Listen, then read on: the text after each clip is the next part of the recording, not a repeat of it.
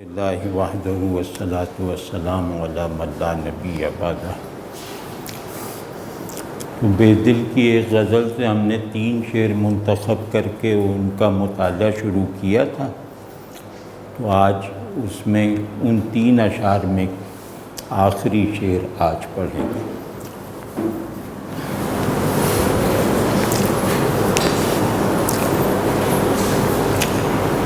یہ ان تینوں میں سب سے مشکل شعر ہے اور اس کا اشکال شاعرانہ بھی ہے، فلسفیانہ بھی ہے، اور اس میں ایک عجیب طرح کی جمالیاتی تجریدی تہداری ہے۔ تو تصور کو یا تخیل کو مجرد حالت میں تشکیل دینا، اس کا اظہار کرنا،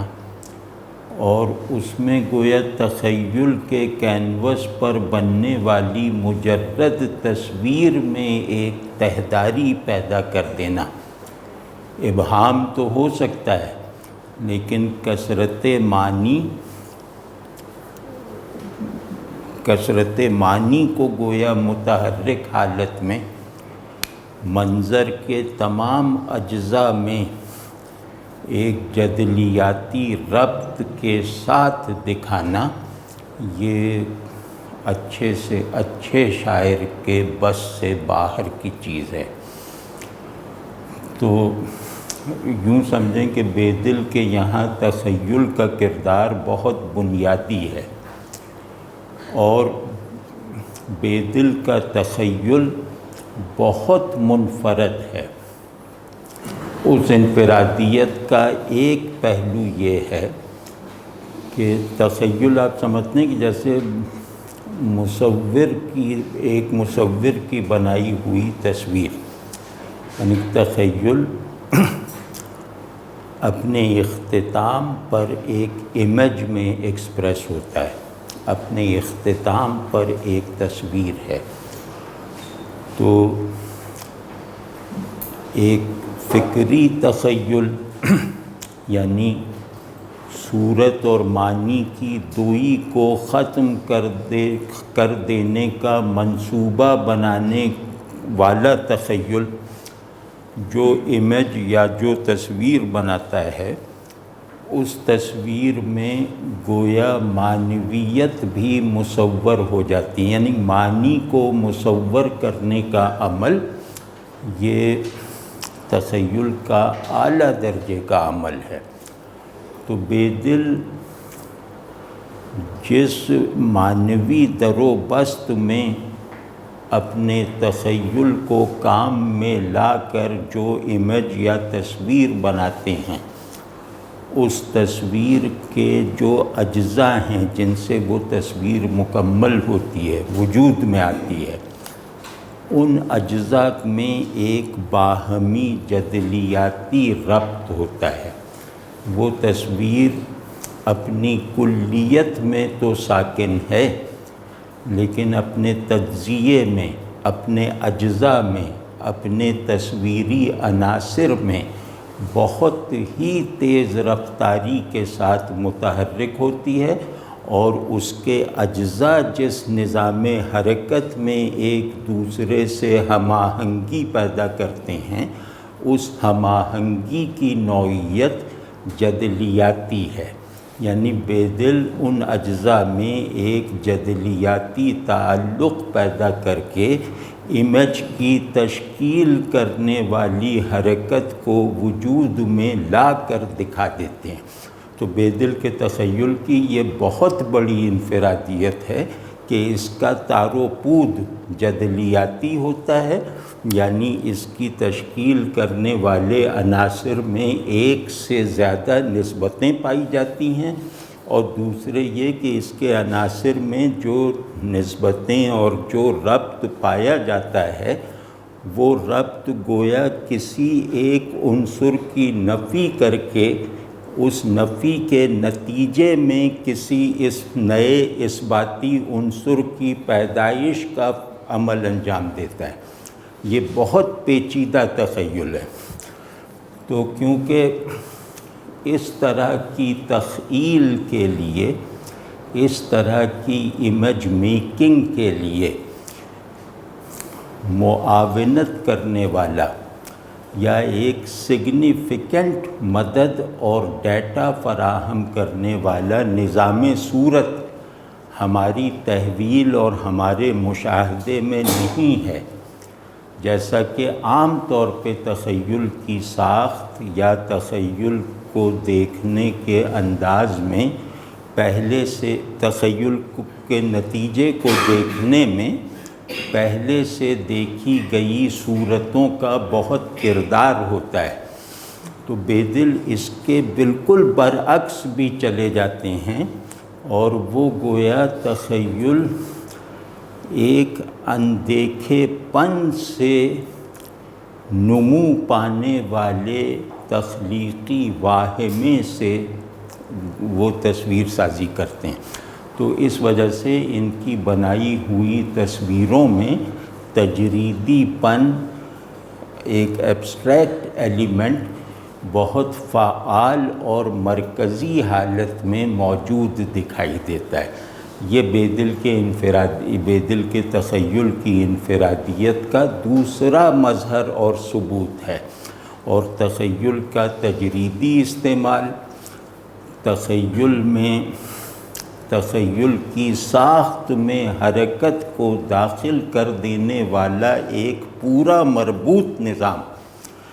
یہ بیدل کے علاوہ ہماری روایت میں شاید ہی کہیں دکھائی دے۔ بیدل اس حد تک منفرد ہیں، ٹھیک ہے نا؟ تو اب اس میں دیکھیے کہ یہ خوبی کیسے ظاہر، ان کے تخیل کی انفرادیت اس میں کیسے اظہار پاتی ہے۔ اس کا جو تخیلی قماش ہے، اس کا تجزیہ کرنے سے پہلے اس شعر کا ترجمہ کرتے ہیں اور ترجمے سے جڑے ہوئے مفہوم کو دیکھنے کی کوشش کرتے ہیں کہ درین صحرائے نومیدی کہ می خواہد سراغ من، کہ اس صحرائے نا امیدی میں، یاس کے اس صحرا میں کون ڈھونڈتا ہے میرا نشان، یعنی نا امیدی کے اس لق و دق صحرا میں کون میرا سراغ ڈھونڈنا چاہتا ہے، ٹھیک ہے؟ کہ از ہر نقش پایم، کہ میرے ہر نقش پا سے، میرے پاؤں کے، میرے قدموں کے ہر نشان سے، تا عدم خفتست، عدم تک سوئی ہوئی ہے، عدم تک پوشیدہ ہے، عدم تک خاموشی سے پھیلی ہوئی ہے، عنقائی۔ کہ اب یہاں ہم قرأت مختلف کر دیں گے، اس میں دو قرأتیں ہیں، اگر شعر کے قافیے کی رعایت سے دیکھی جائے تو یہ عنقائے ہے۔ تو ہمارے ہر نقش پا سے عدم تک سویا ہوا ہے ایک عنقا، یہ بھی معنی ہے۔ اور دوسری قرأت سے اس عنقائی اگر ہم کہیں تو اس سے اس کا مطلب ہوگا کہ عدم تک سوئی ہوئی ہے عنقائی، یعنی عنقا ہونے کی حالت، ٹھیک ہے نا؟ عنقا ہونے کی حقیقت وہ ہمارے ہر نقش پا سے عدم تک سوئی ہوئی ہے۔ تو مجھے یہ دوسری قرأت سے اس کا مطلب زیادہ واضح نظر آتا ہے، عنقائی، یعنی جیسے انسان سے انسانیت، اسی طرح عنقا سے عنقائی۔ ہمارا کل عالم، یعنی ہم ایک ایسے عالم میں ہیں جو ہمارے وجود کا بھی احاطہ کرتا ہے، اور ہمارے شعور کے تمام حدود بھی اسی سے اخذ ہوتے ہیں۔ واضح ہے نا کہ ہم ایک ایسی دنیا میں ہیں جو ہمارے وجود اور شعور دونوں کا احاطہ کیے ہوئے ہے، ٹھیک؟ ہماری شرائط ہستی بھی اسی صحرا سے طے ہوتی ہیں اور ہمارے حدود شعور بھی اسی صحرا سے متعین ہوتے ہیں، ٹھیک ہے نا؟ تو ہم جس عالم میں ہیں اپنی حقیقت وجود اور اس کے اظہار کے ساتھ اپنی حقیقت شعور اور اس کے فعل کے ساتھ، یہ صحرائے نومید صحرا یہ دونوں کا احاطہ کرتا ہے۔ تو یہ صحرا جس میں میں اپنے وجود اور شعور کی کلیت کے ساتھ جس صحرا کا باشندہ ہوں، وہ صحرا نا امیدی کا صحرا ہے۔ کوئی جواب نومیدی کا ایسا استعمال اگر کہیں دکھایا جا سکتا ہے تو وہ بے دل ہی کے ہاں دکھایا جا سکتا ہے اور کہیں نہیں دکھایا جا سکتا۔ واضح نومیدی یعنی نا امیدی، نا امیدی یعنی یاس۔ تو بلکہ یاس پہ بے دل نے کئی جگہ کہا ہے کہ زی عالم یاس کہ ہم خانہ بے دل ہم سایہ عنقا، ایک جگہ کہا ہے۔ کہہ رہے ہیں کہ نا امیدی، ابھی نا امیدی کھولتے ہیں کہ یہ عالم وجود و شعور عالم یاس ہے، عالم نا امیدی ہے۔ اب نا امیدی جو ہے، نا امیدی کا عام استعمال یہ ہے کہ وہ مستقبل سے متعلق ہوتی ہے، یعنی نا امیدی کی رینج جو ہے وہ آئندہ کی طرف ہے، رفتہ کی طرف نہیں۔ تو یہاں یہ آئندہ و رفتہ اور ماضی و مستقبل کا فرق ختم کر دیا ہے۔ انہوں نے کہا کہ یاس یا نا امیدی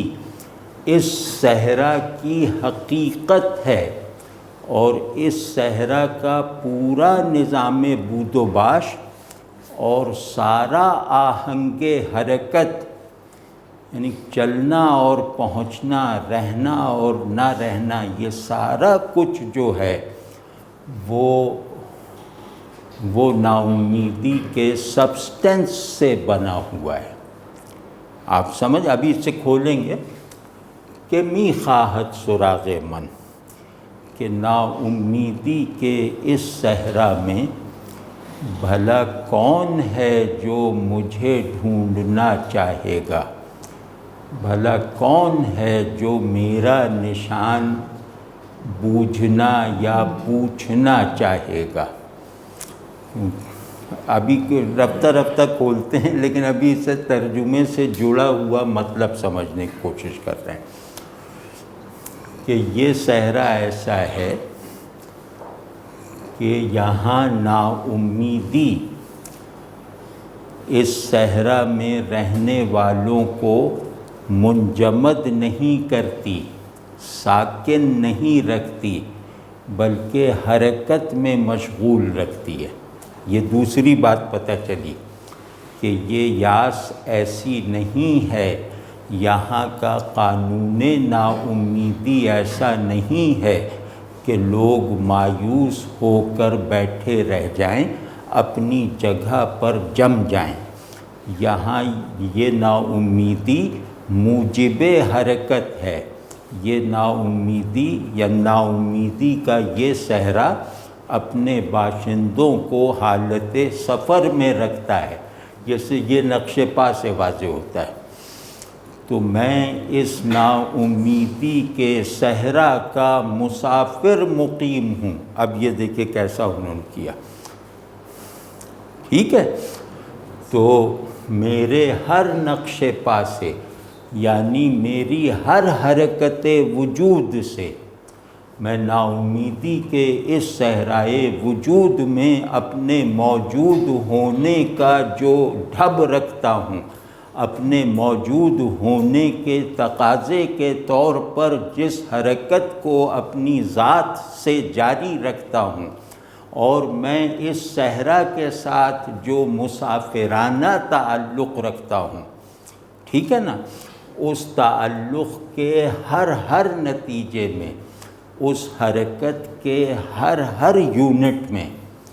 صورتحال یہ ہے کہ اس صحرا میں بننے والا مجھ مسافر کا ہر نقش قدم وہ اس طرح ہے کہ اس نقش قدم سے عدم تک، ہر نقش قدم سے عدم تک ایک عنقائی سوئی ہوئی ہے، ایک عنقائی جو ہے اس کا گویا وہ سوئی ہوئی پڑی ہے۔ یہاں خفتست کے دو مطلب ہیں، سوئی پڑی ہے اور دوسرے پھیلی ہوئی ہے، اور تیسرا پوشیدہ ہے،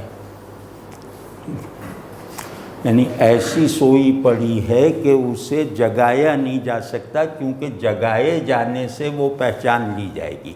یعنی جگائے جانے سے اس کی کوئی شناخت پیدا ہو جائے گی۔ تو ایک بے شناخت نشانی، ایک ناقابل شناخت حقیقت یا ماہیت میرے ہر نقش قدم سے عدم تک سوئی پڑی ہے۔ اب اس میں خوبصورتی ہے نقش پا، ہر نقش پا سے عدم تک کے فریز میں، یہ مطلب بہت ہی خوبصورت ہے کہ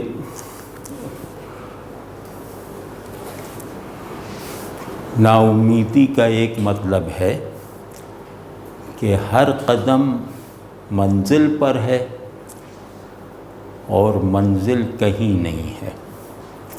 نا امیدی یہاں معدومیت کے معنی میں ہے، یعنی جب معدومیت کی فضا ہوگی تو اس فضا میں رہنے والے کی کیفیت، تخیل، تصور، تعقل وہ معدومیت کی اساس پر استوار ہوگا نا۔ تو معدومیت کی فضا میں رہنے والے قلب و ذہن کا حال کیا ہوگا؟ مایوسی، یاس، یاس کا تعلق عدم سے ہے۔ تو کہتے ہیں کہ یہ صحرا جو صورت میں وجود ہے اور اپنی ساخت میں عدم ہے، تو اس عدم کی طرح پھیلے ہوئے صحرائے ہستی میں میرے سفر کی روداد یہ ہے کہ میں اس کو جتنا بھی طے کرتا جاتا ہوں، میرے سفر میں اس پر ثبت ہو جانے والا میرا ہر نقش قدم گویا عدم سے متصل ہے، یعنی عدم اس صحرا کی منزل ہے، عدم اس صحرا کی حقیقت ہے، کیونکہ حقیقت شے کا اوریجن بھی ہے اور شے کی منزل بھی ہے۔ تو کیونکہ یہ صحرا ہی عدم کے مادے سے بنا ہے، لہٰذا اس کی منزل بھی معدوم ہو جانا ہے۔ واضح ہے نا؟ تو کہہ رہے ہیں کہ میرا ہر نقش قدم اس صحرا کی حقیقت یعنی عدم سے متصل ہے، اور ہر نقش قدم یعنی ہر نقش قدم کا مطلب ہے کہ بے شمار نقوش قدم، ان سب کی پونجی جو ہے وہ عدم واحد ہے۔ اب آپ اس کو ذرا سا اپریشیٹ کرنے کی کوشش کریں کہ میرے نقش قدم وہم ہستی کی وجہ سے کثیر ہیں، لیکن چونکہ مجھے یہ ہستی کے وہم کے نشانات ہیں، حقیقت ہستی عدم ہے، تو اس کے نشانات وہم میں اس کی حقیقت کا جن سویا پڑا ہے، یعنی عدم۔ ٹھیک ہے نا؟ تو کہہ رہے ہیں کہ میری ہر حرکت وجود میں معدومیت چھلک رہی ہے، اور میرے میری صورت وجود اور اس حقیقت ہستی یعنی عدم تک جو فاصلہ بھی اگر ہے تو اس فاصلے کو عنقائی نے بھر رکھا ہے، اس عنقائی نے جو ایسی سوئی ہوئی ہے کہ اسے جگایا نہیں جا سکتا، جو ایسی بے شناخت ہے کہ اسے دکھایا نہیں جا سکتا، جو ایسی گونگی ہے کہ اسے بلوایا نہیں جا سکتا۔ ٹھیک ہے، تو عنقائی، جیسا میں نے عرض کیا کہ اس کو دو طرح سے پڑھ سکتے ہیں کہ عنقائے اگر پڑھیں گے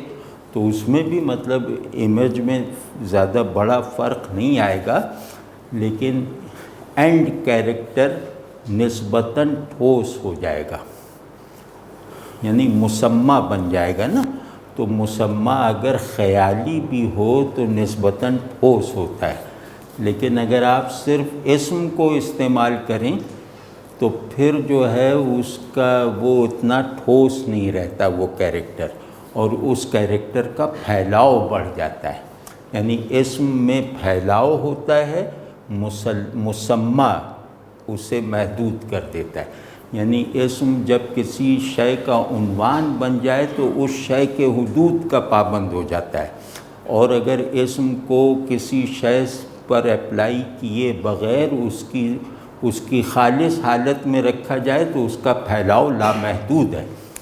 یعنی اسد کسی کا نام ہے تو محدود ہے، اور اسد کا اگر کوئی مصداق نہیں ہے، نہ شیر نہ بہادر آدمی، تو پھر اسد میں پھیلاؤ زیادہ ہے۔ ٹھیک ہے نا، یہ اصول ہے۔ تو ان معنوں میں ہم کہہ رہے ہیں کہ اگر ہم ایک واحد عنقا جو موجود ہے تو وہی ہے، معلوم ہے تو وہی ہے۔ ابھی عنقا کو سمجھتے ہیں، عنقا خیالی پرندہ جو کہیں موجود نہیں ہے، ٹھیک ہے نا، تو کہتے ہیں کہ عنقا یعنی خیالی پرندہ اس کائنات میں یہی حیثیت رکھتا ہے کہ اگر موجود ہے تو عنقا ہے، اگر معلوم ہے تو عنقا ہے۔ اب اس کی خوبصورتی ہے نا، اور دوسری صورت یہ ہے کہ عنقا ہونے کی حالت یعنی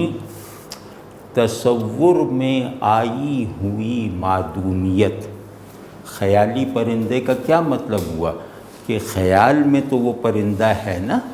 تو گویا ہم نے معدوم کو لائق تصور بنا دیا، اور انسانی علم کا بہت سارا حصہ اسی پر مشتمل ہے کہ نتھنگنیس جو ہے وہ امیجنیبل ہے۔ تو ایک امیجنیبل نتھنگنیس، عنقائی کا مطلب امیجنیبل نتھنگنیس ہے، ایک قابل تصور معدومیت جو ہے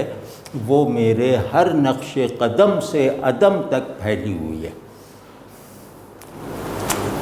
اب پہلے ہم اس شعر کے جو اہم کلمات ہیں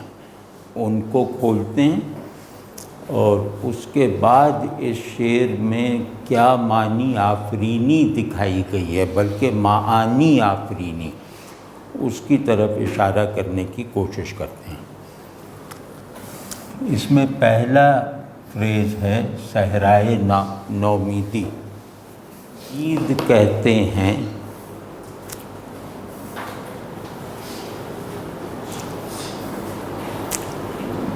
حقیقی ہونے کی طلب کے پورا ہو سکنے کا امکان، یعنی مجھے اس دنیا میں اس بات کا ایکسپیرینس تو نہیں ہے کہ میں اور یہ دنیا حقیقی ہیں، لیکن میں یہ سمجھتا ہوں اور یہ سمجھنے کا ایک اطمینان بخش جواز بھی رکھتا ہوں کہ اس دنیا اور میرا حقیقی ہونا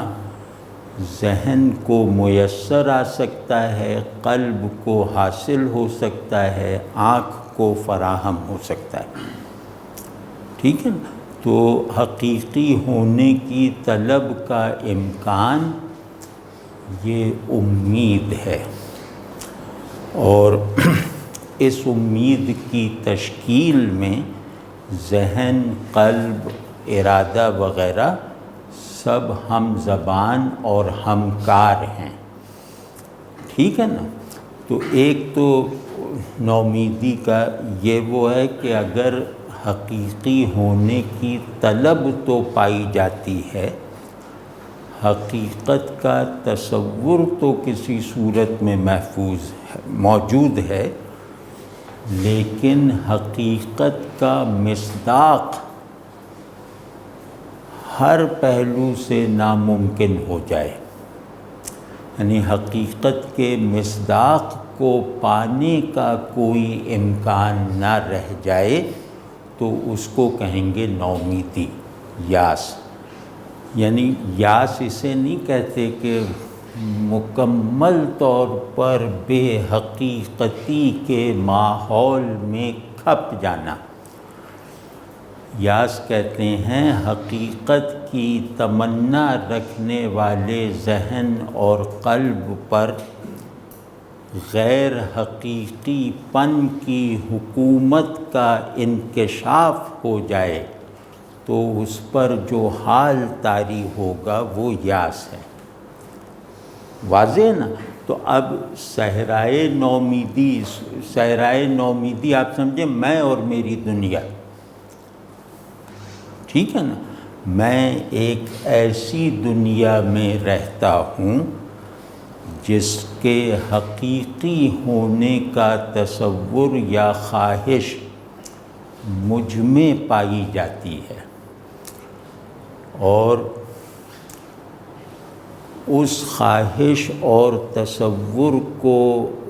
جو کیریکٹر رکھتا ہے یعنی میں، اس میں کا یہ حال ہے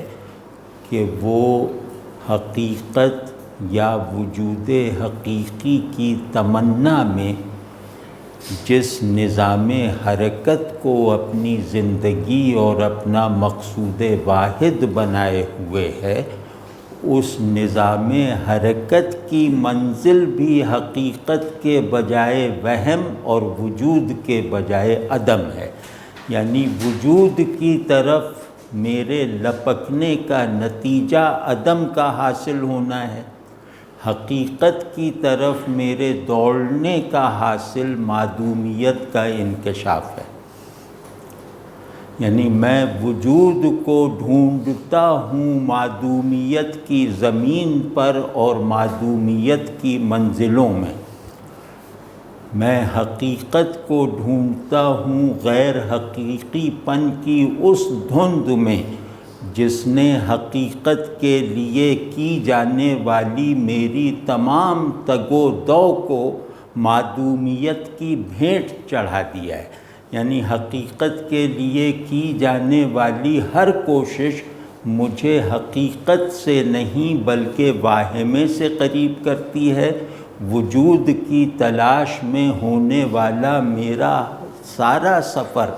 اپنے ہر قدم پر مجھے عدم سے قریب کرتا ہے اور وجود کے تصور کے قیام کو میرے لیے مشکل بناتا چلا جاتا ہے، ٹھیک ہے؟ یہ ہے دنیا اور میں۔ تو اس ایسی دنیا میں جہاں حقیقت تصور اور طلب کے درجے میں رہتی ہے، اور اس تصور اور طلب کی بھی جو بنیاد ہے وہ گویا بے حصولی کا یقین ہے، مطلب میں کسی چیز کے حاصل نہ ہونے کا یقین رکھتے ہوئے اس چیز کو پانے کی دیوانہ وار تگ و دو کروں، یہ اس دنیا میں انسان کا کردار اور مزاج عمل ہے، ٹھیک ہے نا؟ تو اب کہتے ہیں کہ ایسی دنیا میں جہاں وجود کی حیثیت عدم کی دلدل پر بننے والے بلبلے کی طرح بھی نہیں ہے، اس میں کس کو پڑی ہے کہ وہ میرا پتہ کسی سے پوچھے یا مجھے ڈھونڈنے کی کوشش کرے۔ یعنی اس ایبسرڈ دنیا میں، اس صفاک محمل دنیا میں کس کو پڑی ہے کہ وہ مجھے اس لیے ڈھونڈے تاکہ وہ مجھ سے حقیقت کا تصور یا طلب مستعار لے، یعنی یا وہ میرے ذریعے سے حقائق سے انسپائر ہو۔ واضح نا؟ مطلب ہم سب معدومیت کے مہرے ہیں، معدومیت کے ایسے مہرے ہیں جن کو اعتبار اور وہم کے ہاتھ سے بساط پر چلایا جاتا ہے، ٹھیک ہے نا؟ تو اب اس میں ایک نفسہ نفسی بھی ہے، اور اس نفسہ نفسی کے پیچھے جو چیز کار فرما ہے وہ یہ ہے کہ حقیقت نہیں ہے مگر پرکشش ہے، وجود نہیں ہے مگر تصور میں موجود، تصور میں حاضر ہے، ٹھیک ہے نا؟ تو مطلب اب اس کو میں کہہ نہیں پا رہا کہ بے حصولی کے یقین کے باوجود ناقابل حصول شے کے لیے اس کی کشش سے مغلوب ہو کر حرکت کرتے رہنا، یہ شعور کا مقدر ہے اس دنیائے ہستی میں۔ ایک ایسی پیچیدہ صورتحال میں ہم گھرے ہوئے، ٹھیک ہے نا؟ تو اب اس میں کوئی دوسرا نہیں۔ دیکھیں، دوسرا ہونے کے لیے موجود ہونا شرط ہے،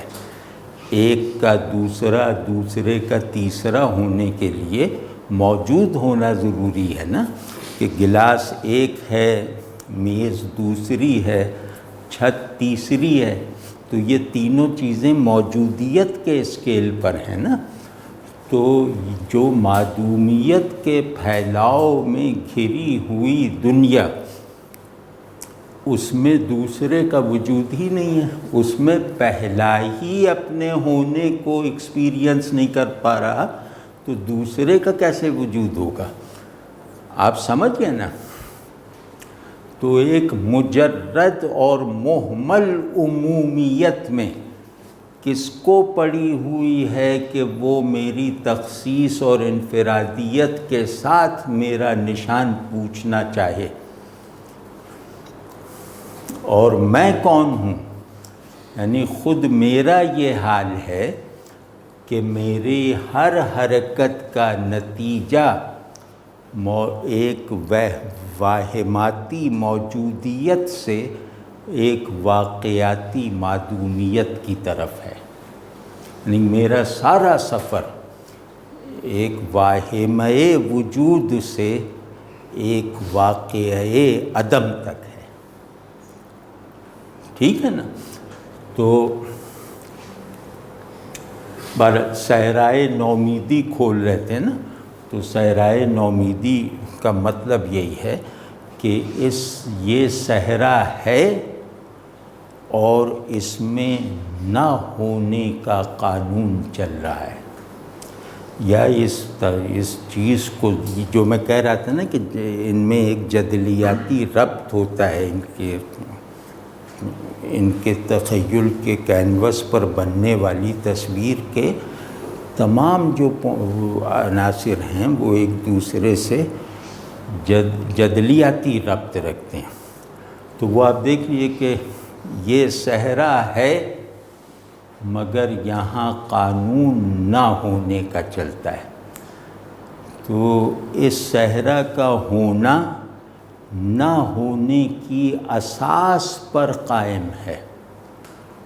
تو نہ ہونے کی اساس پر قائم ہونے کے حدود، ان حدود میں رہنے والا ذہن اور وجود وہ کس کیفیت کس کانٹینٹ کے ساتھ رہے گا؟ وہ کیفیت اور کانٹینٹ نا امیدی ہے، یاس ہے، یعنی نہ کچھ تھا، نہ کچھ ہے، نہ کچھ ہوگا۔ تو یہ زمانہ اس لیے ہے کہ میں یہ کہہ سکوں کہ کچھ نہیں تھا، کچھ نہیں ہے، کچھ نہیں ہوگا۔ زمانے کا مصرف یہ کہنے کے قابل بنانے کا ہے، اور مکان اس لیے ہے کہ میں اس مکان کی یہ آئیڈیا میں عدم کے پھیلاؤ کو تصور کر سکوں۔ زمانہ اس لیے ہے کہ عدم کے تسلسل کو تصور کر لوں، اور اسپیس اس لیے ہے کہ عدم کے پھیلاؤ کا اندازہ لگا لوں۔ ٹھیک ہے نا؟ بس یہ صحرائے نومیدی ہے۔ اور یہ میں نے کھول دیا، اظہر نقش پایم تا عدم، مطلب بہت ہی خوبصورت ہے۔ یہ تھوڑا سا غور کریں کہ یہ عدم وہ امر ہے کہ یہ صحرا اس کے پھیلاؤ کا ایک ٹکڑا ہے، تو اس صحرا کی معدومیت سے اگر سازگاری پیدا ہو جائے تو اس صحرا کی پرورش کرنے والا، اس صحرا میں اپنا جزوی اظہار کرنے والا لامتناہی عدم منکشف ہو جاتا ہے۔ تو میرا کردار یا میرا کریڈٹ یہ ہے کہ میں اس صحرائے معدومیت کے حدود سے بھی آگے بڑھ کر اس کے اوریجن آف نتھنگنیس کی انفینٹی اور لامتناہیت کو دریافت کر لیتا ہوں۔ تو میرے ہر نقش پا، یعنی میری اس صحرا کو سر کر لینے والی ہر حرکت، وہ گویا اپنے مقصود کو حاصل کرنے میں کامیاب ہے، یعنی میں سفر اس صحرا میں اس محدود معدومیت میں کرتا ہوں، لیکن میرے ہر قدم کے نتیجے میں معدومیت اپنی اصل اور غیر متناہی پن کے ساتھ منکشف ہو جاتی ہے۔ ٹھیک ہے نا؟ یہ اور انقائی، یا یوں کہ ہاں خفتاست تو تصویر کو خوبصورت بنانے کے لیے کہ اس میں سوئی ہوئی ہے، یعنی اس کی اصل یہ بیداری نہیں ہے جو مجھے راستے کی سیر کروا رہی ہے، بلکہ وہ انقائی ہے جو میرے تمام سیر و سفر پر چھائی ہوئی ہے، ایک ساکن وجود کی طرح جو نہ کہیں سے شروع ہوتا ہے نہ کہیں پر ختم ہوتا ہے۔ ٹھیک ہے نا؟ تو عنقا جیسے میں نے عرض کیا کہ ایک خیالی پرندہ ہے، اور اس کو سیمرغ بھی کہتے ہیں، اور یہ حقیقت یعنی حقائق یعنی حقیقت جسے کہتے ہیں اس کا استعارہ ہے، یعنی حقیقت کہتے ہیں جس کی تاثیر واضح ہو لیکن وہ خود غیب میں ہو، مخفی ہو۔ ٹھیک ہے؟ حقیقت اس امر کو کہتے ہیں کہ تمام نظام وجود اس کے تصرف سے چل رہا ہے، لیکن وہ خود اس نظام وجود اور نظام شعور سے ماورا ہونے کی حالت غیاب میں موجود ہے۔ اس کا موجود ہونا نہیں پایا جا سکتا، اس کا مؤثر ہونا نظر انداز نہیں کیا جا سکتا۔ جو اپنی تاثیر سے ظاہر ہے اور اپنی ذات سے غائب ہے، اسے حقیقت کہتے ہیں۔ ٹھیک ہے نا؟ تو اب آپ یہ دیکھیں کہ عنقا وہ جو لامکاں میں رہتا ہے، جس کا کوئی مکان نہیں، جس کا کوئی زمان نہیں، جو تصور میں بھی نہیں سماتا، جو صورت میں بھی نہیں آتا، لیکن تصور سے لے کر صورت تک کا سارا نظام وجود و شعور اس عنقا کی تاثیر کا نتیجہ ہے، جسے پایا نہیں جا سکتا، جسے دیکھا نہیں جا سکتا، ٹھیک ہے نا؟ لیکن وہ مؤثر فی الوجود ہے۔ مؤثر فی الوجود کا مطلب ہے کہ تمام موجودات اسی تاثیر سے، اسی کے امر سے موجود ہیں۔ واضح ہے نہیں ہے؟ تو اب کیونکہ معدومیت شعور کا کل اثاثہ اور وجود کی یہاں پر کل متاع تو ہے، لیکن اس دنیا اور آدمی کی موجودہ گیون معدومیت کو ریئلائز کر لینا بے سود نہیں ہے، بے معنی نہیں ہے۔ اس ریئلائزیشن آف نتھنگنیس کے نتیجے میں حقیقت اپنی ٹرانسینڈنس کے ساتھ، اپنی تنزیہ کے ساتھ،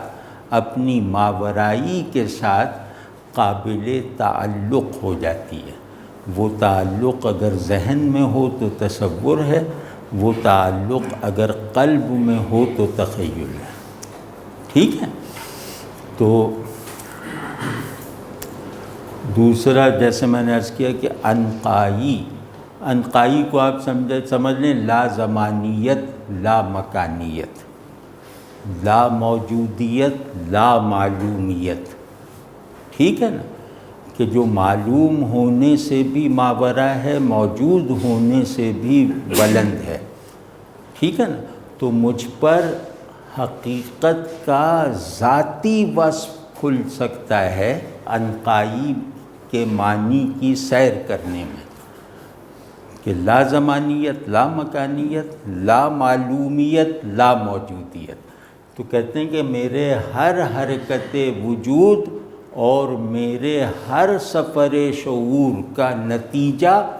حقیقت کی ٹرانسینڈنس، یعنی حقیقت کے ناقابل حصول ہونے کے وصف کا مزید انکشاف ہے اور کچھ نہیں۔ یعنی میرا سارا حاصل حقیقت کے تناظر میں، میرا سارا حاصل بے حصولی کے نئے نئے پہلوؤں سے روشناس ہو جانے کے سوا کچھ نہیں ہے، ٹھیک ہے نا؟ اس بات کو سمجھیں کہ فرض کیا کہ میں ذات الہ کو مقصود وجود اور مطلوب شعور بناؤں، تو اب میرا یہ جتنا بھی سفر ہوگا، یعنی میرا گیون شعور اور میرا حاصل وجود اپنے پورے نظام میں خدا کو مقصود بنا کر اس کی سمت جتنی بھی حرکت کر لے،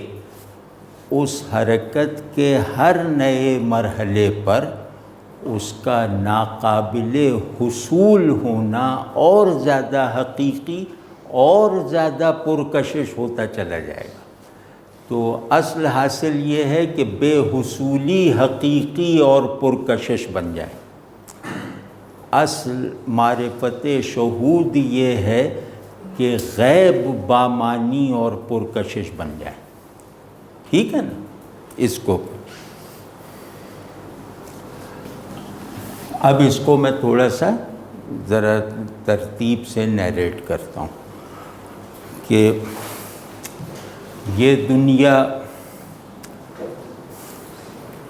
جہاں شعور کا نظام بھی وہم انا پر چل رہا ہے، جہاں وجود کا سارا ڈھانچہ بھی ایک اعتبار وجود پر قائم ہے، یعنی جہاں موجود ہونے کے تمام معنی عدم سے اخذ ہوتے ہیں۔ ہم وجود کی تعریف عدم سے بے نیاز ہو کے نہیں کر سکتے۔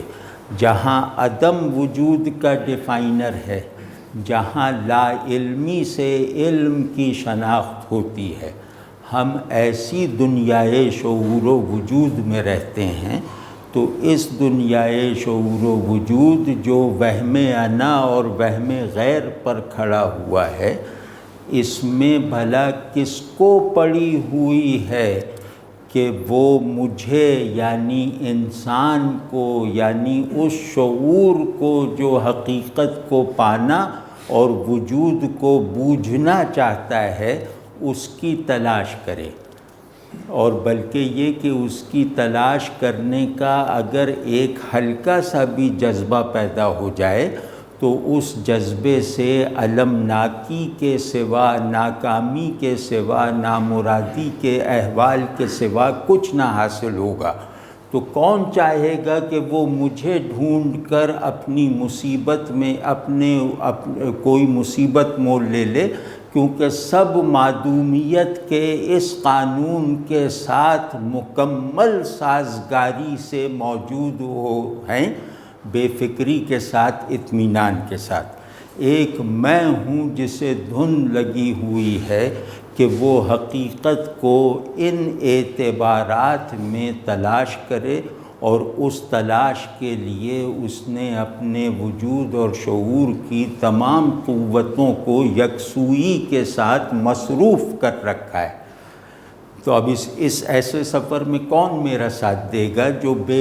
جو یقیناً بے حصولی پر ختم ہوتا ہے؟ تو اب بتا رہے ہیں کہ کوئی میرا نشان پوچھے گا تو نہیں، میں خود ہی اپنا سراغ دے دیتا ہوں کہ میں اس دنیائے نابود میں ایک مسافر ہوں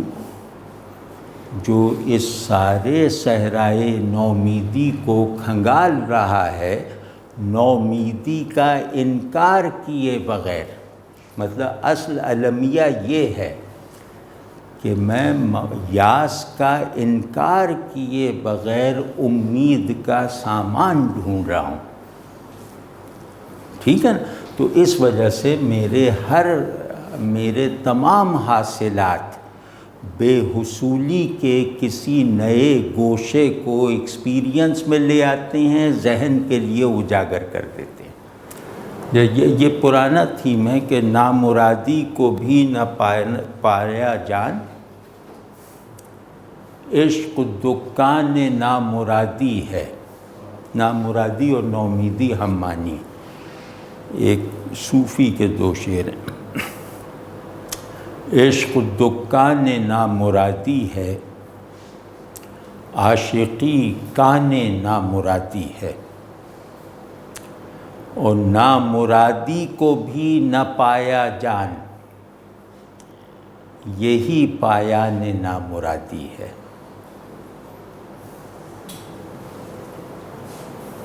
اسی روایت کا یہ شعر ہے۔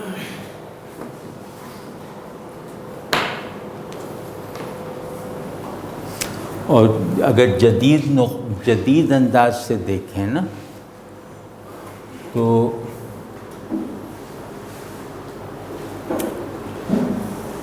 اس شعر میں ایک خاص قسم کا نیہلزم ہے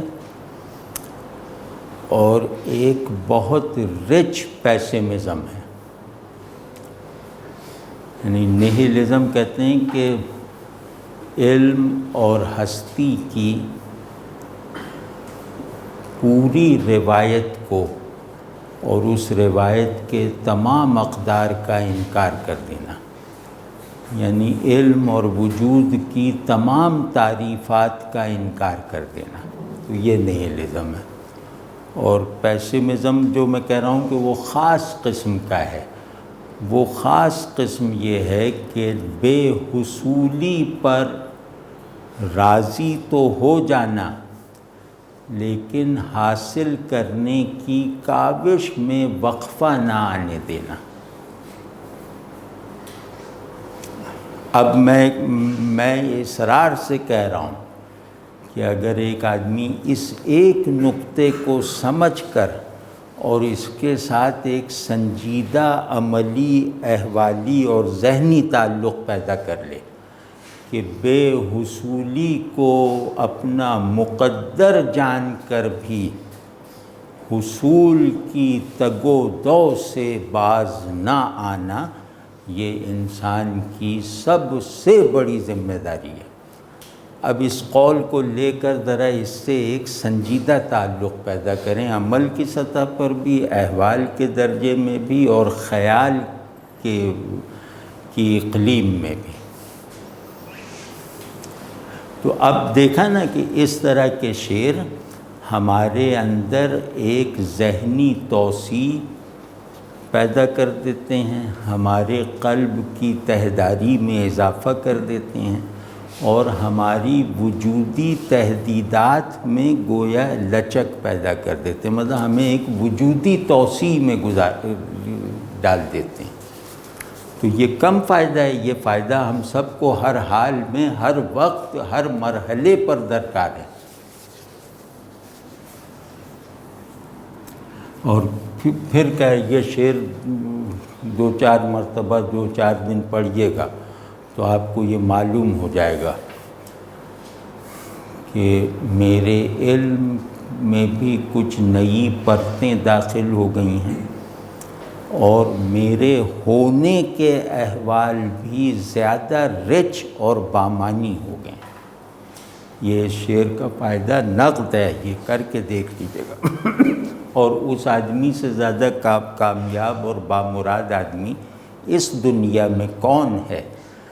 جو علمی توسیع اور وجودی تشکیل نو اور پھیلاؤ میں اضافے کے حال سے گزرتا رہے، ہے کہ نہیں؟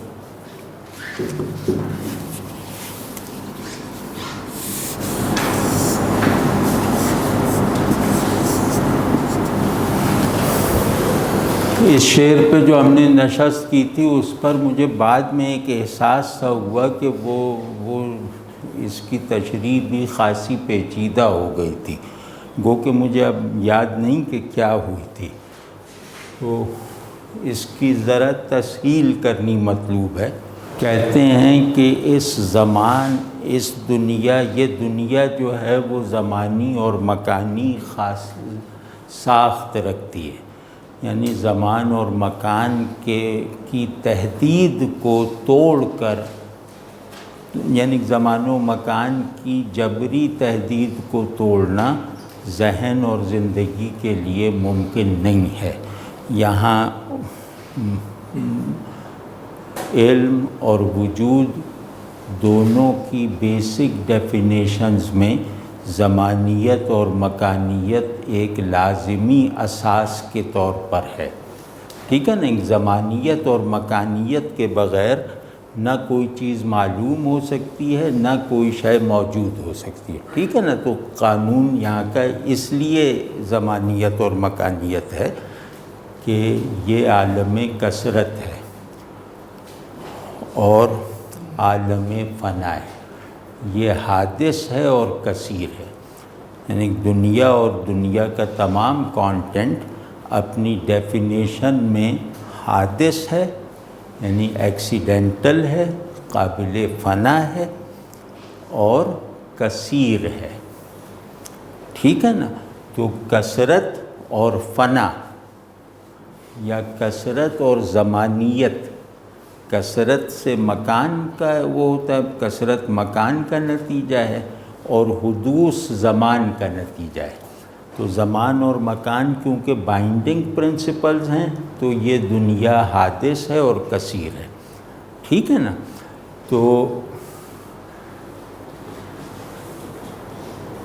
اس دنیا میں انسانی وجود میں وہ صلاحیت، انسان کے وجود اور اس کے شعور میں یہ قوت اور صلاحیت پائی جاتی ہے کہ خود کو زمانیت اور مکانیت کے بندھن سے بڑی حد تک آزاد کروا لے، یا حقیقت کا ایسا تصور اور اعتقاد قائم کرنے کی کامیاب کوشش کر لے جو زمانیت اور مکانیت کے حدود سے ماورا ہے، ٹھیک ہے نا، اس ساری دنیا زمان و مکان سے بنی ہوئی اس دنیا میں صرف انسان ہے جو حقیقت کے غیر زمانی اور غیر مکانی ہونے کے وصف کو اپریشیٹ بھی کر سکتا ہے اور کسی حد تک اس کا مظہر بھی بن سکتا ہے۔ آپ سمجھیں، اب اس انسانی ذمہ داری یا شرف کو نظر میں رکھیں۔ اب یہ کہہ رہے ہیں ایک سوال کے جواب میں کہ جناب یہ مستقبل سے بھاگا نہیں جا سکتا، ماضی سے چھوٹا نہیں جا سکتا،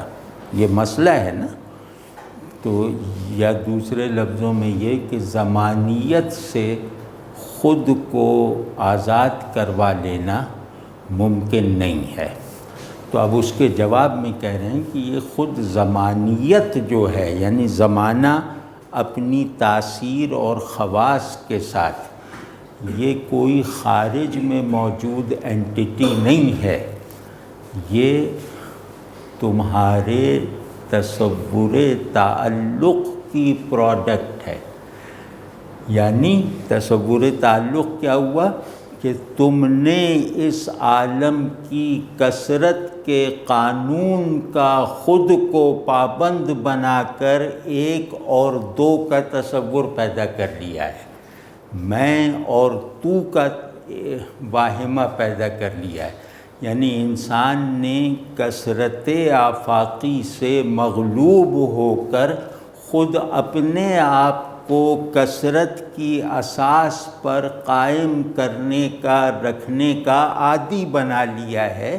جو اس نے اپنی حقیقت کے ساتھ بدترین انحراف کیا ہے۔ تو اب دیکھیں نا، میرا آپ سے تعلق، یعنی میں ہوں، آپ ہیں، تو میرا میں ہونا اور آپ کا آپ ہونا